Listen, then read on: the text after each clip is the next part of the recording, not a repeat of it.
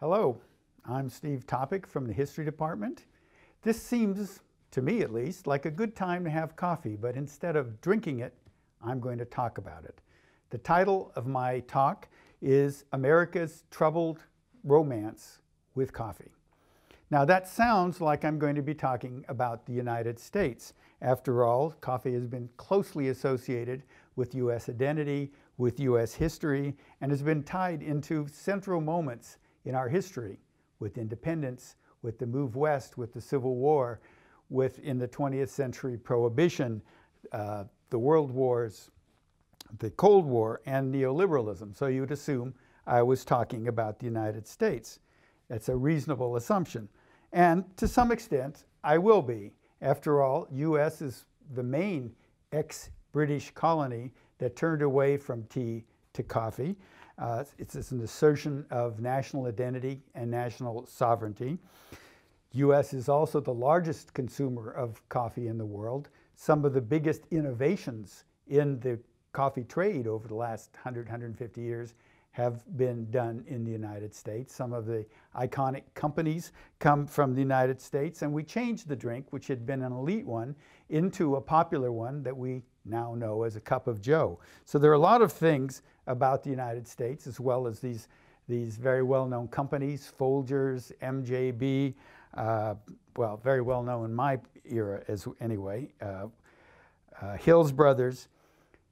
And coffee in the United States has also been associated with Western modernity, and today it is a U.S. influence around the world, as Starbucks is seen as something particularly American. But I'm also talking about the other America, the original America. When Martin Waldseemüller made his map of the world in 1507, on that map was a place that he labeled America. Today we would call that place Brazil. North America wasn't even known yet. Brazil has been the world's leading exporter of coffee for 150 years, so it is another important part of this story. However, the story in Brazil, rather than one of modernity and sovereignty, is seen very differently in the historiography.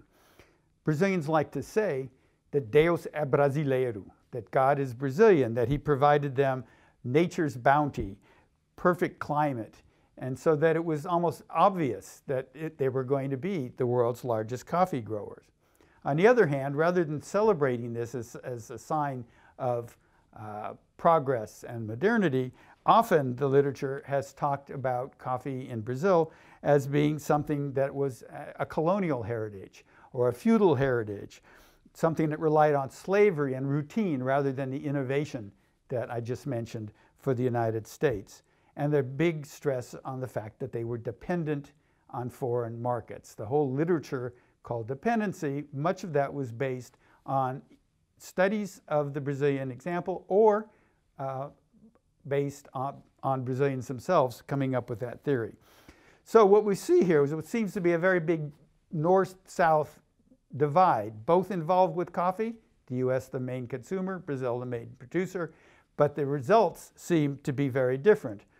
The way that's been looked at in Brazil is actually, we could think of it as perhaps a bit of Orientalism, or what I prefer to call tropicalism, a notion that they're fixed in time and not able to actually join the progress of the rest of the world. All right, now, so I'm going to talk about coffee in Brazil and the United States. Both places, this seems to be something natural that really doesn't need discussion. You would just assume that the U.S. would be major consumers, and Brazil, God made it right for coffee. However, coffee was late to the Americas. It first grew in Ethiopia and was only domesticated, exported, and brewed in the Middle East. For 200 years, coffee was a Middle Eastern market and very closely tied to Islam. It had nothing to do with the Americas. Now, one would have expected that Brazil would be the first country in the Americas to grow coffee. Why? Because it was a Portuguese colony, and it was the Portuguese were the first Western Europeans to come up the Red Sea, go to Ethiopia. They were allies with the Ethiopians, one would have assumed that they would have come up with the idea of coffee. After all, they were botanical adventurers. They were responsible for moving sugar eventually to the Caribbean, well, to Brazil, from there to the Caribbean. Mangoes, peanuts, lots of crops they moved around, but not coffee. It's one of the strange things. When coffee finally arrived in Brazil, which was only in 1727, it was via the French up in Guyana, and the French had gotten it via the Dutch and from Java and Yemen, so it had a long course before it found its way to Brazil. When it arrived in 1727, the place that God had decreed was perfectly set for growing coffee. In fact, nothing happened. For 100 years, very little coffee was grown in Brazil. Part of that is because the Portuguese were much fonder of tea, so there wasn't much of a market. In any case, the point is that actually, despite the way the literature treats this, coffee was not a colonial heritage in Brazil. It was only going to be after independence that it was going to be important. In fact, there was nothing natural at all about Brazil becoming the world's largest coffee producer. The plant, everything was an exotic. The plant, as I'd mentioned, came via the French that had been previously in Yemen and Amsterdam and Guyana. Labor came from Africa. The largest flow of Africans across the Atlantic went to Brazil. And the markets also came from abroad because there weren't enough people in Brazil to make for a large market.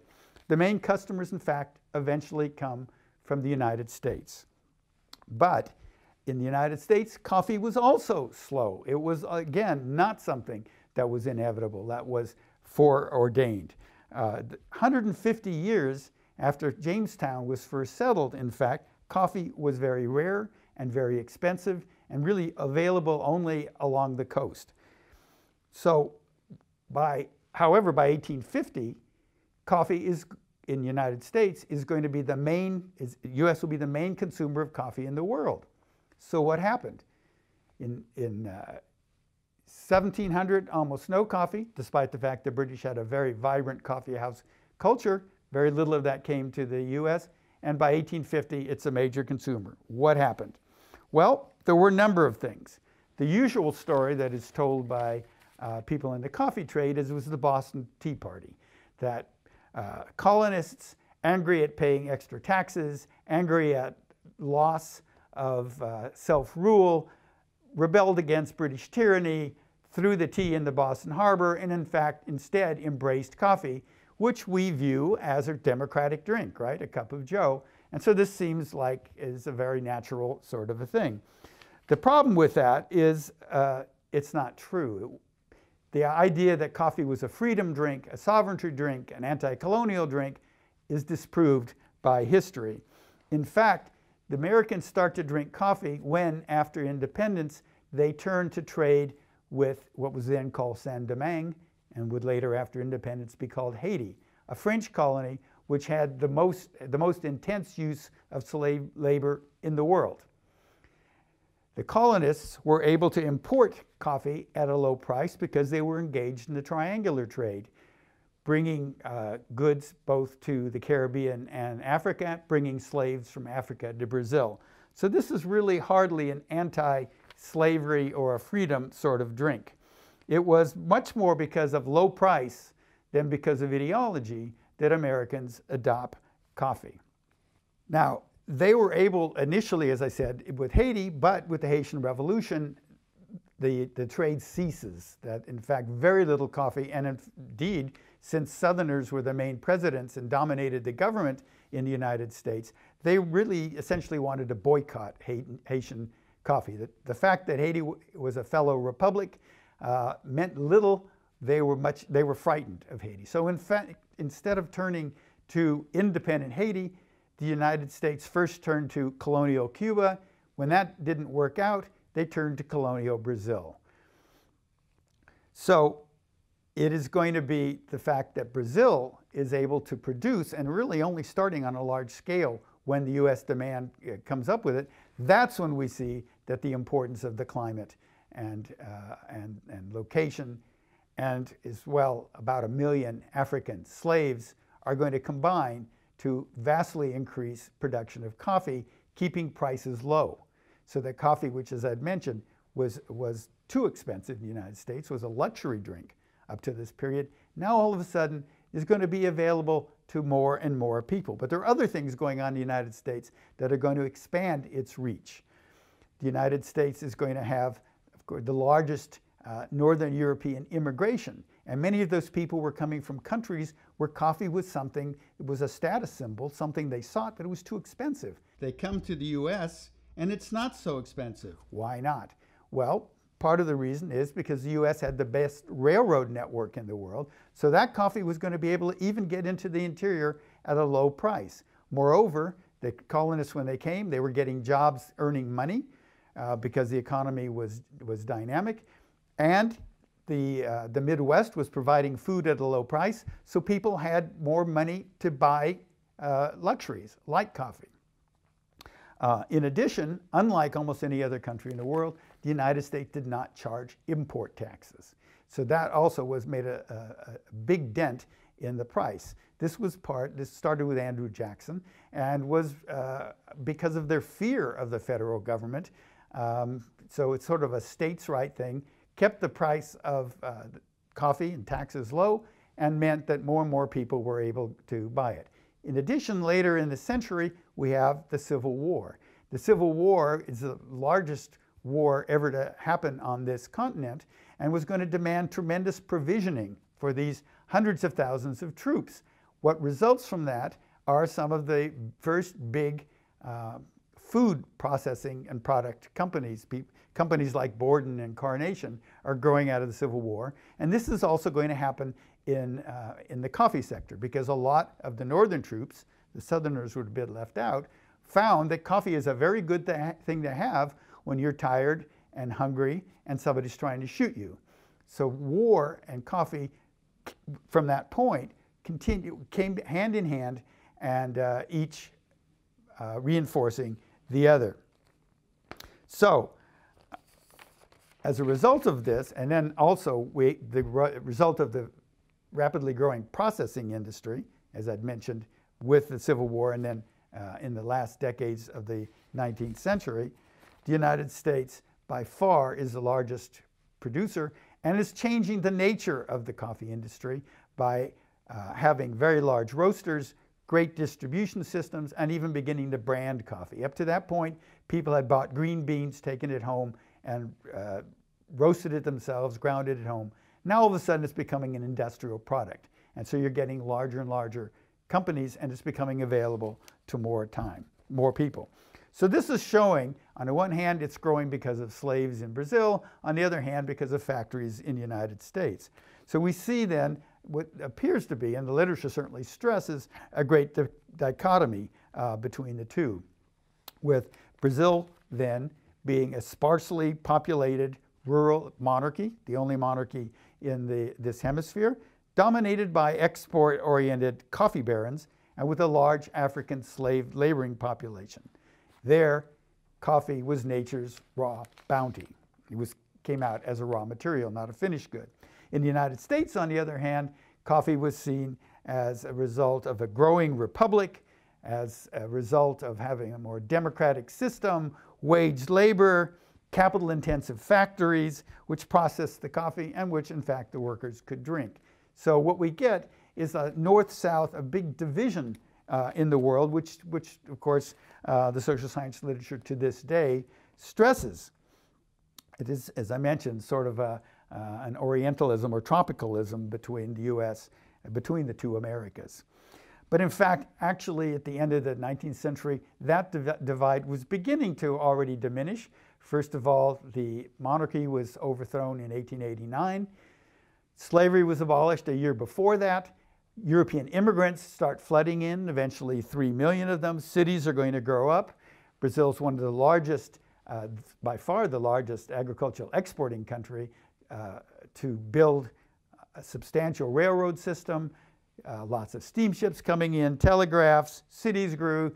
So already at the end of the 19th century, this divide between the modern United States and the backward Brazil is starting to disappear.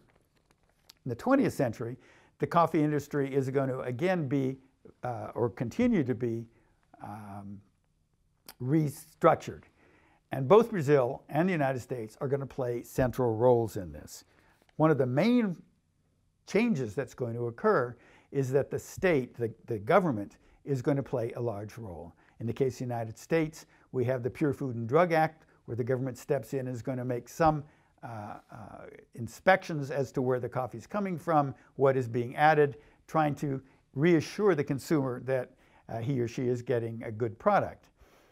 In the case of Brazil, the government intervenes with price props beginning in 1906 to keep up to actually keep the price of coffee up through something called valorization, because it had fallen so much.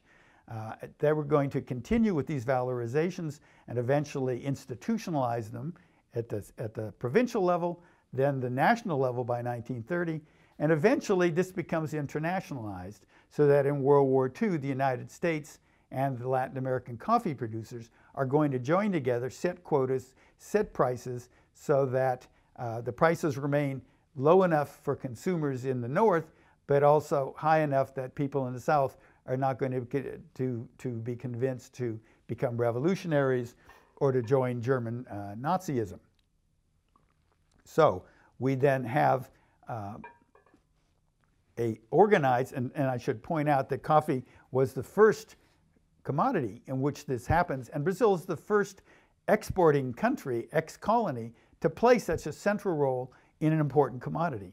In 1900, coffee was the third most valuable internationally traded commodity in the world. So we're not talking about something marginal or peripheral. And Brazil steps in using European capital, keeps up the price. Okay, now at the end of the century, however, because I'm jumping ahead, we're going to do a very brief version of this. At the end of the 20th century, the state's role is going to wind up diminishing. Although this was a very successful program, by 1989, partly maybe Maggie Thatcher and Ronald Reagan and others are arguing, and also the end of the Cold War, they're not worried about revolutions, that the states need to remove themselves. We need to push for free trade, something which in the United States, of course, had been there since the beginning, and diminish the role of government. So the quotas are gone for the United States, and in the case of Brazil, actually they also join along with this, so that the Brazilian Coffee Institution, which has been very important in financing coffee and spreading agronomy information, is also dismantled. So what we're getting at the end of the 20th century is a much more open private market. So for about 30 years, we had the International Coffee Organization, which kept prices up. They were low enough that the average American was able to buy his 3-pound can of coffee at a low price, and at the same time high enough that the average coffee farmer, and we're talking about millions of small-scale farmers because there aren't large plantations in coffee for the most part, was able to make a living. This was good for political quiescence. However, in 1989, in good part, the Berlin Wall falls, the Cold War ends, the threat of communist revolution diminishes, and the International Coffee Organization is effectively going to be dismantled. The quotas are going to end, and it's thrown into a private market. Coffee prices drop by about a half in a year, and a lot of the farmers are pretty badly hurt. That's what's going on at the international level, but also in Brazil, the Brazilian government coming to power. We're finally getting representative government after more than 20 years of military dictatorship. They want to also emphasize privatization, and so that the Brazilian Coffee Institute, which had been responsible for financing and bolstering the price of coffee, warehousing, it gets disestablished, and it goes much more to private sector participation. So, what was the result of all that? Well, let me jump ahead to today and see what sort of a difference all of this made. On one level, if we look at it superficially, we'll say, well, it seems to be pretty much the same. Brazil is still the world's largest exporter of coffee, and the United States is still the largest importer of coffee, consumer of coffee. However, that masks some important differences. First, Brazil's share, which had reached as high as 90% of all exports in 1906, has fallen to about a third of all coffee exports. Moreover, coffee, which had been the engine of the economy, had been important for 2/3 of the exports, for financing, for employment, has become much less important. Indeed, today, coffee is only 2% of Brazil's exports and 0.3% of GDP. What that is not showing the failure of coffee, but in fact the exact opposite. Because what was sought was that coffee would be an engine of growth to develop industry, urbanization, and make Brazil look more like the United States. So the dichotomy that we used to talk about, developed, underdeveloped, export, import, rural, urban, capitalist, coerced labor, those sort of dichotomies have disappeared when we compare Brazil with the United States. Brazil today is 85% urban. And as I mentioned, coffee is a very small part of the export in GDP because it is industrialized.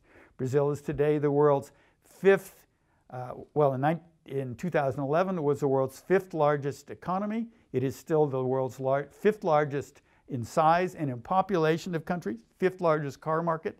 We're not talking about an underdeveloped country. Even the World Bank has officially declared Brazil is not underdeveloped. It continues to grow an awful lot of coffee. Its exports have fallen, but its exports have fallen in part because the rest of the world has grown a lot more coffee, and also because Brazilians are now drinking 40% of their coffee. It is the world's second largest market for coffee and soon is going to surpass the United States. So instead of being dependent on the foreign market, they're making the money from processing themselves instead of selling it to Folgers or some other company like that. In the case of the United States still is the world's largest importer, but it's instead of 60% of world imports, which was the high point in the 1960s, today it's only about a quarter of world imports.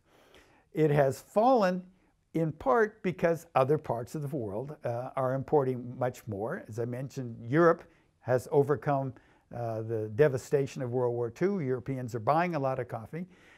Interestingly, another big reason that the United States share has declined is because of the influence of the United States. If we look at places that the United States fought wars in Asia, if we look at Japan, it's the world's fifth largest importer of coffee. Korea is a major importer of coffee. The Philippines imports coffee. And Vietnam doesn't import much, but is the world's second largest exporter. So in fact, there's something behind the United States emphasis to bring coffee back to Asia. So what do we conclude from all of this? We've been traveling very quickly for a couple of centuries. What is the legacy of the America's troubled romance with coffee? Well, first is that Brazil has gained a good deal of independence. It's industrialized. It has now found oil, so it's going to, and thinking about joining OPEC. And in fact, it is one of the leaders of the unaligned countries. So the people who invented dependency theory have also found a way to get out of that. The B in BRICS, in fact, stands for Brazil. It is also, if we want to think about the notion of oligarchy, Brazil just had an election. Over 80% of the electorate turned out and voted. Compare that to our totals in the United States. And they re-elected a social democrat who represents a workers' party and no discussion at all about the votes being fraudulent. So coffee is still large in Brazil. It is the largest in the world, but its participation in the economy has declined because the rest of the economy has grown so much. So, kind of rushed through 150 years of coffee's history and want to conclude with sort of a hope that when you drink your coffee in the morning, that you recognize that it's more than just a habitual necessary drug, and remember the troubled American romance with coffee that has lasted for 2 centuries. Coffee is not only good to drink, it's a good way to understand world history. And if you do want to know more about this, I'm going to be teaching a World History of Coffee class, History 163, in the winter of 2015. Thank you for tuning in.